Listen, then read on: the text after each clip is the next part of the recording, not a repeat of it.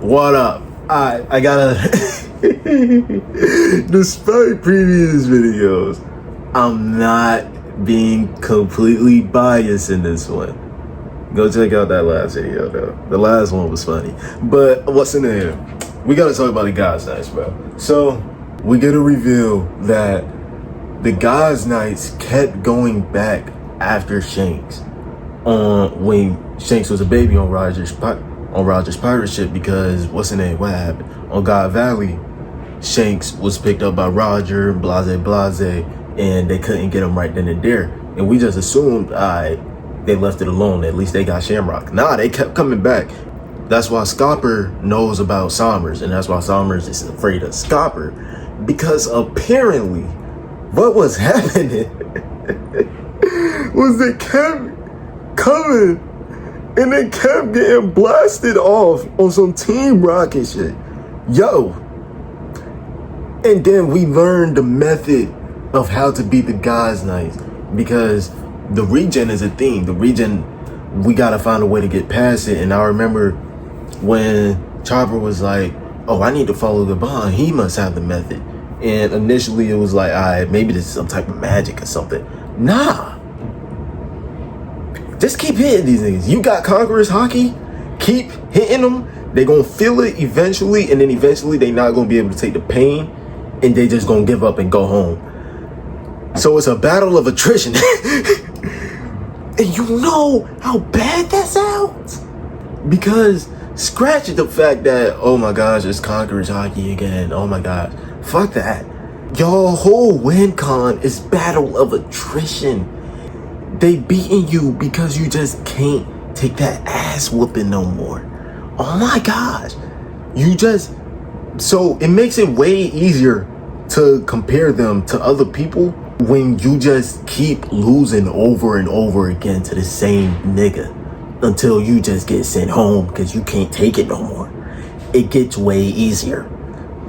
And we even seen that on Elbath when Scopper, the fight wasn't even long. When Scopper and Sommers went against each other, and Sommers had got defeated, and he laying there in the bush all the way up until Emu came through, and Emu like, Sommers, what is you doing? Arise. Sommers finally like, alright, I'm up. This nigga dead ass, if Emu did not come through, he would have laid there the entire rest of the arc. He would have laid there for the rest of the arc. Just not even like, oh my gosh, yo, he's so trash. He's so trash. But that begs the question, because they running into top tiers, they not beating the top tiers. So who are they beating? Well, we have Gunko and we have Shamrock. Gunko and Shamrock, I feel like are special cases though for the guys' nights, where Gunko, she obviously has some type of favor from Emu, because she has a higher level contract apparently than all of them. She has the Gorosei's Eternal Youth. She has the regen, and she has that little inherent boost that comes with the second level contract that the other guys' nights don't have. The other ones, they age. We seen Garland age, we seen Sommers age, we seen everyone age from God Valley except Gunko. So what's up with that? And then Shamrock, Shanks tax. Like Shanks tax. But they're not Conqueror's Haki users. Well, the girls they are, and maybe since Garland got promoted, maybe Emu grants him Conqueror's Haki. That's some bullshit, by the way, but maybe that's how that goes. Shamrock, maybe? It's kind of interesting with him. That's why I really don't want to talk about him, but like I have to talk about him because he is God's like, and he is their top representative at this point. Because when it comes to like the tier level that they're fighting on, we know they cannot fuck with the highest of the high tiers. Kaido, dog him. All the Yonkos dog, except Buggy. But everyone else, who's under that? Okay, let's go Yonko Commanders. Can these niggas beat Katakuri? Because you might be quick to say, yo, they have regen, and they're not gonna feel the pain. So it's like, they should be able to, right? No, it's not that simple. There's win cons to beating immortal characters. We see it in almost every series that has immortal characters. You can take these niggas down without actually taking them out. Like, think about it like this. Yeah, they could try to battle attrition their way out. They could try to stamina all they want. Can you actually do meaningful damage to these characters over time? Like King. Sombers versus... Let me stop using Sombers. Oh my god. Let me stop. Who? Killing Kim. Step up. Save him. Save y'all niggas. Because Matthew can't do it either. Killing Kim. Can you, with your nightmare creatures, just keep throwing enough of these motherfuckers until Katakuri or King or Weevil or like, not Mihawk, he's top tier, Crocodile, can you keep throwing enough shadow creatures to the point that they just not able to keep up with you? Can you throw enough shadow creatures at Sanji and Zoro to where they just can't fuck with you? Because that's who you finna fight. That's who you, oh wait, you finna fight Zoro. Ooh. Ooh. It's gonna be a scary sight. But I'm saying, I feel like they compare around, because I'm not gonna slander them and say that they Grand Fleet victims. I'm not gonna do that to y'all. It gets to a point with me. It gets to, well, Cavendish can compete. I'll give him that. Cavendish can compete, but he is the only one. I would not do that to them. But when it comes to Yonko commanders, I don't think they can beat Sanji. Sanji without Kangasaki at that. I don't see Killing him beating Sanji simply because of what Sanji has with his Germa upgrades. Like, y'all really don't understand.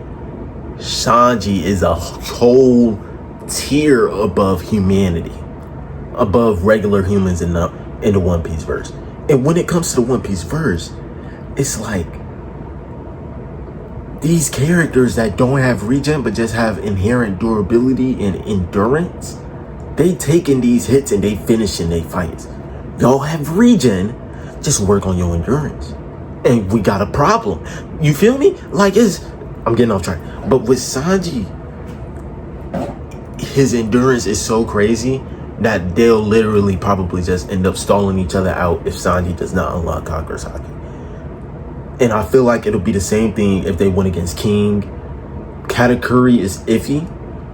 And it's really only iffy because we can't really scale sort of how Katakuri's durability works, since he stacked himself. I mean, he himself to make the fight sort of even with Luffy. So that's a little bit different. Can they fuck with Marco? Maybe Gunko. Maybe Killing Cam wasn't the right person. Maybe Gunko. Gunko, though, is a whole different tier above every other God's Knight at this point except Shamrock. They are the exception. It literally has to be you Killing Cam. I can't see Killing Cam because we see like the strength of the shadow creatures that he makes, where the giants can one-shot them. The giants can one-shot them. A Frankie Radical Beam get through that. Like, these aren't extremely huge attacks. It's just that he can keep making more of them, but their durability is not through. But if you can break through them, all you gotta do is get the main head. And they don't got it. So, like, what are you gonna do? You feel me? What is he really gonna do? Because Sanji's fast enough, King is fast enough, Marco's fast enough, all three of these characters. So you don't make it to the Yonko commanders, where y'all may say that, yeah, Sanji technically Yonko commander level 2 with Luffy.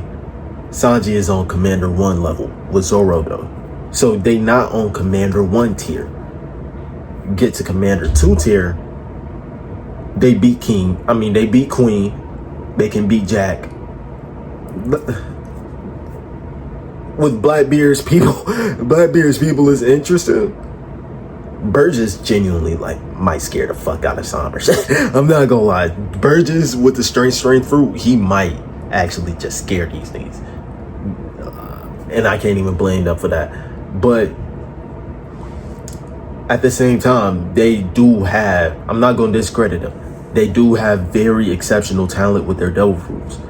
Where I feel like they pick the most like, yeah, these fruits don't sound crazy, but maybe it's a situation where we know how in the Marines it's a theory that they cycle the Logias, where maybe it's the same thing where it's like, all right, when we get these new God's Knights, we make sure we find perfect devil fruits for each one. Like each of y'all, we gonna find the best Paramecias, the best. We haven't seen a Logia user though. And I've always found that so interesting. We have not seen a Logia user. They're all the Logias are with the Marines. Why can't the God's Knight get a Logia? Like you can say, oh, they have Regent, they won't need it. Who gives a fuck? The Logia turning into your element factor became irrelevant way after, as soon as the time skip happened. That became irrelevant. But the Logias is still strong. Why is there no God's Knight with a Logia? Yet. We don't know. Because we haven't seen all of them yet. But I genuinely do think that none of them have Logias. And I find it so weird. So they cycle in Paramecias and Zoans. I'm so tired of the Zoan fruit. But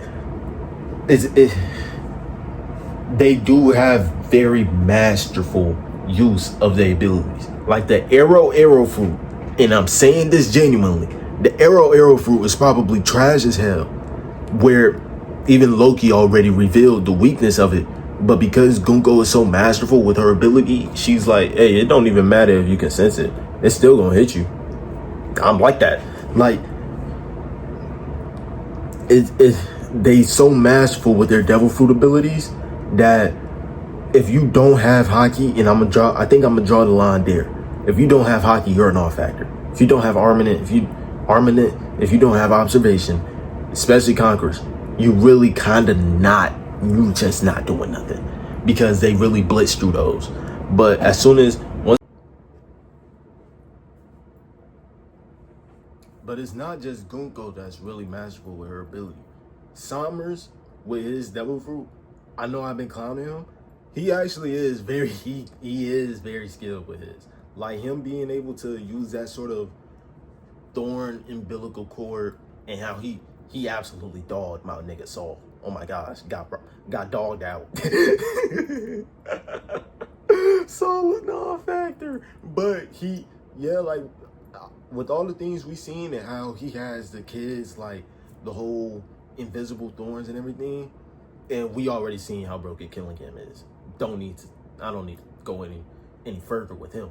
But all the God's Knights with their devil fruits, I feel like they are on a higher tier than everyone else with their devil fruits. Like everyone on the God's Knights, I feel like they're at the pinnacle of how strong they can be without awakening their fruit.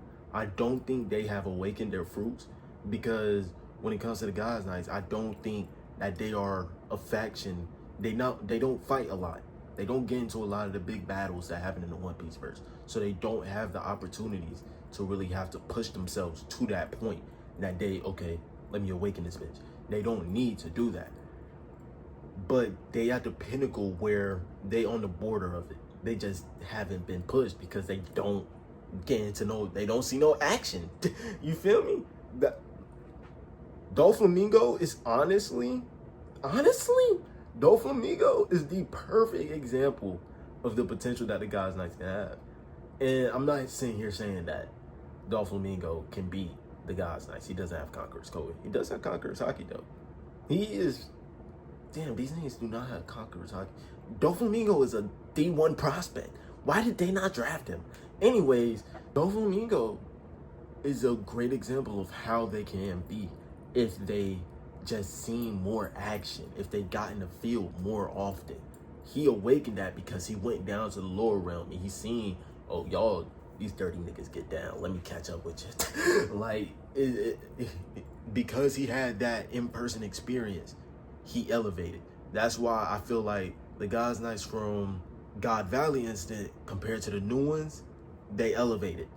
Because after that ass whipping, boy, you better get in the lab. Oh my gosh, you better start banging out with anyone walking. You gotta get your stat points up because that boy Rocks did. So, the Rocks Pirates did them so dirty. The Roger Pirates did, like, they really was just background Navy soldier level on God Valley. But I feel like even then they were all still sort of strong. But after that experience, it's like, all right, I seen the real world experience. They got some EXP points, and they sort of level up from there. And then the fact that they just kept getting blasted away by Roger and them, they eventually start leveling up more and more as time goes on. So I feel like they did get stronger as a whole faction, but still to this day, I do not think they can bang out with any top tier or any Yonko Commander 1 or maybe the Yonko Commander 2s. Commander 2s, but it's iffy. Let me not use like ranking level like that. They cannot bang out with anyone who has mastered their Armament or Conqueror's Haki, who has mastered their Haki in general. They cannot. Because Haki in general is just y'all weakness. It's y'all weakness. If y'all had better endurance, I would give y'all the benefit of the doubt, but y'all trash. Fuck. Oh. And you know what's even worse about being a God's Knight, now that I'm thinking about it? They probably gonna get weaker when they become a girl set. Because then you really sitting in the chair all day. You really not doing nothing. Oh my gosh. Yeah, you gonna get that upgraded sigil, but you really only like that because Emu can take over you at any moment. He pouring shit at you. If he ain't taking over you, my boy, damn you ass. Harold was the strongest God's Knight. And maybe Shamrock can follow up from there. But other than that, I think that's my conclusion for this one. Like if you fuck with this. I don't know. Y'all boys stay safe though. I'm out.